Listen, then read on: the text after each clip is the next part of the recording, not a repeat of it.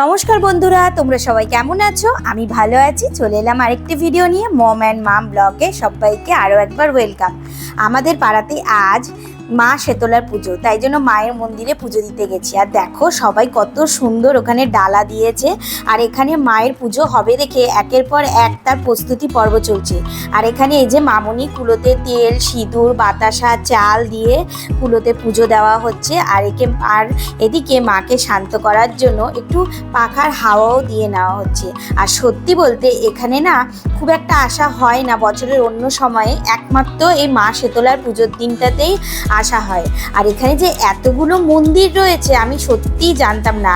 মা শেতলার মন্দিরের পাশাপাশি এখানে কিন্তু মা কালীরও মন্দির রয়েছে। দেখো কত সুন্দর মায়ের মন্দিরটা, আর মায়ের মূর্তিটাও সুন্দর, আর মাকে কি অপূর্ব সুন্দর সাজে সাজানো হয়েছে। আর এই যে আর একটা মন্দির, সেটা হচ্ছে বাবা লোকনাথের মন্দির। কি সুন্দর না? আর পুজো তো দেওয়া হয়ে গেছে, আর এদিকে আমাদের পুজোর পাশাপাশি একে অপরকে আমরা সিঁদুরও মাখিয়েছি।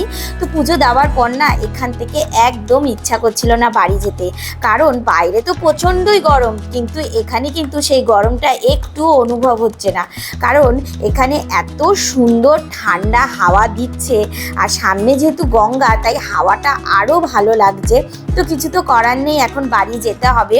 তো আর দেখো এখানে এই যে গঙ্গার সাথে সাথে যেহেতু আমাদের এখানে খালটাও রয়েছে, আর জলটা দেখেছো কি সুন্দর জলটা লাগছে, ভরা জোয়ার। কেউ এখানে মাছ ধরছে, কেউ আবার এখানে নিজেদের মতো গল্প করছে। তো আমার যেহেতু পুজো দেওয়া হয়ে গেছে, তো এই রোদের মধ্যে আবার বাড়ি যেতে হবে। তবে যতক্ষণ মন্দিরে ছিলাম ততক্ষণ কিন্তু এই রোদটা অতটা গায়ে লাগছিল না। আর এটা হচ্ছে আমাদের শ্মশান। এটাতে আগে কাজ হতো, তবে এখন বন্ধ থাকাতে সুন্দর করে এই জায়গাটাকে পরিষ্কার করে সাজিয়ে রাখা হয়েছে। আর এই দেখো কি সুন্দর গঙ্গার জলটা দেখতে লাগছে। ছেলেরা সব নিজেদের মতো স্নান করছে, আর জলটা দেখে না আমারও বেশ স্নান করতে ইচ্ছা করছিল। আমার কেন, সবাইরই ইচ্ছা করবে এত সুন্দর গঙ্গার জল দেখলে।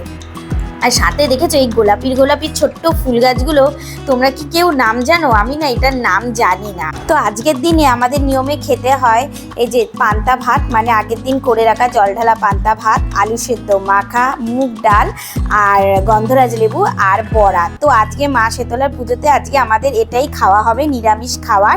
আর সবার আগে এই যে বাবুকে খেতে দিয়ে দিয়েছি, মানে আমার শ্বশুরমশাইকে খেতে দিয়ে দিয়েছি। আর এদিকে দেখো আমার মেয়ে একা একা গ্লুকন্ডি করে খাচ্ছে। আমাকে বলেছিল, তো আমি বললাম যে ওকে করে নিতে, তো তাই জন্য ও একা একাই করে নিচ্ছে। আর কাণ্ডটা দেখো,